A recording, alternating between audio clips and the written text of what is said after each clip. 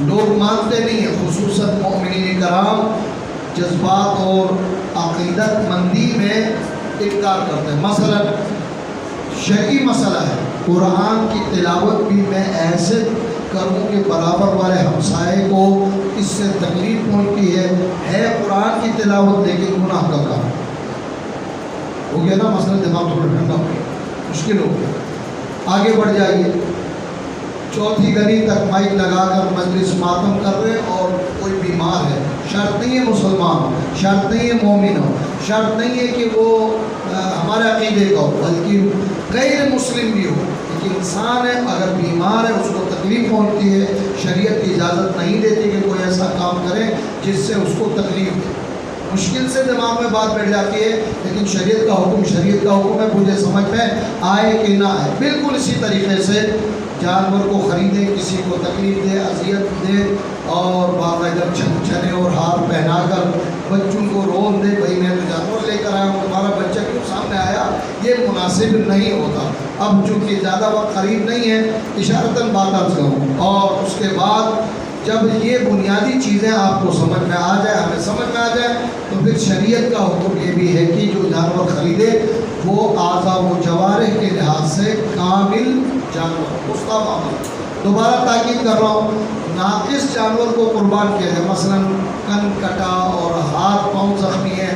بیمار اور لاغر، قربانی ناجائز نہیں ہے، حرام نہیں ہے سر، یا قربانی قبول نہیں، البتہ فضیلت سے ہم محروم ہوتے ہیں۔ لہذا کامل صحت مند جانور ہو تو پھر ہوتا ہے مکمل ثواب والا عمل، اور جتنا اجر آپ کو ملنا چاہیے انشاءاللہ پروردگار اس سے زیادہ اجر و ثواب دیتا ہے۔ یہ اکثر سوال ہوتا ہے، کیا مثلا کان پر کوئی نشان ہے، زخم ہے، کوئی اس طرح سے اس کا میری قربانی خراب ہو گئی، میری قربانی قبول نہیں؟ بالکل نہیں۔ حج میں تھوڑی سی سختی ہے، لیکن عام یہاں کے قربانی کے لیے کوئی سختی نہیں ہے۔ کیا اچھی بات ہے کہ جو چیز خدا کی بارگاہ میں پیش کر رہے ہیں وہ بے عیب ہو، کسی دوست کے پاس بھی جو صاحب وقار، صاحب عزت ہو، آپ کی نگاہ میں مقام و منزلت والا ہو، کھوٹ والی چیز کبھی تو دیں گے نہیں نا،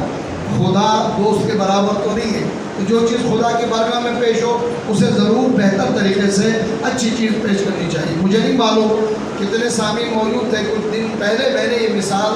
اذرا ہے مذاق کسی ولادت کے دن عرض کیا تھا کہ ایک ٹھیے پر ایک غریب پہنچا، اس نے کہا کہ پیسے نہیں ہے میرے پاس،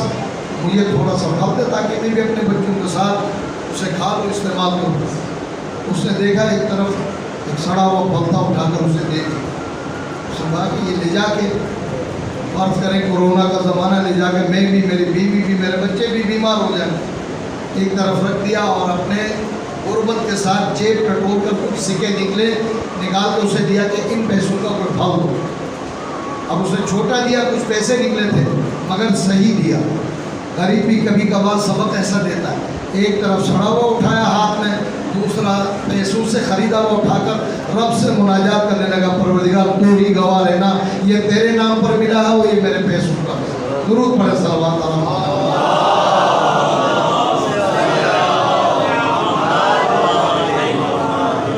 ایسا نہ ہو، خدا کے ساتھ مناسب نہیں ہے، کم دو مگر صحیح ہو، چھوٹا جانور ہو حلال مال سے ہو، چھوٹا ہو نیک نیتی کے ساتھ ہو، برعکس کرے بہت مضبوط، بہت ہیوی اور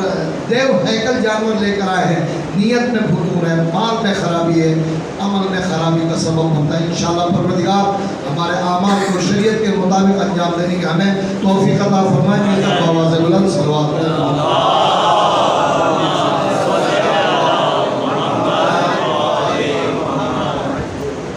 اگرچہ حدیث ہے لیکن فقہی مسائل کے طور پر میں عرض کر رہا ہوں۔ امام علیہ السلام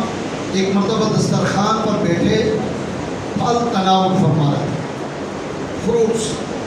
امام بھی تناول فرما رہے تھے، دو صحابی غلام جو بھی، امام نے دیکھا وہ شخص صحیح طریقے سے وہ پھل کھا نہیں رہا، ایک تو صحیح طرح سے نہیں کھانا، چبائے میں رکھے اور باقاعدہ اندر ڈال دیں، وہ ایک طریقہ ہے، دوسرا ایک دو چک مار دیا پھر اٹھا کے رکھ دیا، پھر دوسرا اٹھائے دو چک مار دیا اسے بھی رکھ دیا۔ امام طاہر رحمت للعالمین کے اولاد ہے لیکن جلال میں آئے، کہا کہ نعمت الہی کا ضیاع مناسب نہیں، کہا صحیح طرح سے اسے کھاؤ اور نعمت الہی کا شکر کرو۔ واقعاً اس مہنگائی گرانی کے دور میں اللہ نے آپ کو توفیق دی، کچھ مہنگے پیسوں سے اللہ کے خرید کے لیا اور بچہ اس کے ساتھ کھیل رہا ہے، آدھا توڑ کر پھینک رہا ہے، دل دکھے گا نا؟ تو اللہ نے نعمتیں دی ہیں۔ ضیاء نعمت ناشکری میں آتا ہے اور پروردگار کو نعمت کی ناشکری انتہائی ناپسند ہے۔ 10 بار یہ آیت آپ نے سماعت کی ہوگی، اگر تم نعمتوں پر شکر ادا کرو گے، بہت طریقے ہیں شکر کے، صرف الحمدللہ رب العالمین یا سجدے میں جا کر شکر للہ کہنا شکر نہیں ہے، نعمت کو صحیح مقام پر صرف کرنا بھی بہترین شکر کا ذریعہ ہے۔ لہٰذا نعمت کے شکرانے کے طور پر اسے استعمال کیا جائے تو پروردگار پھر نعمت میں اضافہ فرماتا ہے، اور اگر کسی بھی لحاظ سے، لفظ کے لحاظ سے، عمل کے لحاظ سے ناشکری کا مظاہرہ ہو تو پھر خدا نے کیا جلالت اظہار کی، نا عذابی لشدید، یاد رکھنا میرا عذاب انتہائی سخت۔